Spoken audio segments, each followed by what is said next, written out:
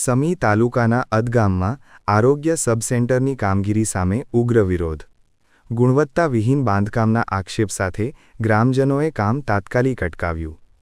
હલકી ગુણવત્તાનું મટીરીયલ વપરાતું હોવાનો ગંભીર આક્ષેપ. પંચાયતના સરપંચ દ્વારા સંબંધિત એન્જિનિયરને લેખિત રજૂઆત. અદગામ જાખેલ જૂથ ગામ પંચાયત હેઠળ નિર્માણાધીન સબસેન્ટર વિવાદમાં. ગ્રામજનોએ ઉચ્ચસ્તરીય તપાસની માંગ ઉઠાવી. ચોમાસામાં સ્થળ પર ઘૂંટણસું પાણી ભરાવાની સમસ્યા. પાયા બાબતે પહેલેથી જાણ કરવા છતાં કોન્ટ્રાક્ટર દ્વારા અવગણના. ઈંટો ક્ષારવાળી અને અન્ય મટીરીયલ પણ હલકી ગુણવત્તાનું હોવાનો આક્ષેપ. કામ બંધ કરવા માટે લેટર છતાં ફરીથી કામગીરી શરૂ કરાઈ. એક પણ પિલ્લર વિના બાંધકામ થતું હોવાનો ગ્રામજનોનો આરોપ. સિમેન્ટના ઓછા વપરાશથી દવાખાનાની ટકાઉપણું શંકાસ્પદ. વર્ષો પછી મળેલી આરોગ્ય સુવિધા પર પાણી ફરી વળ્યાનો આક્ષેપ.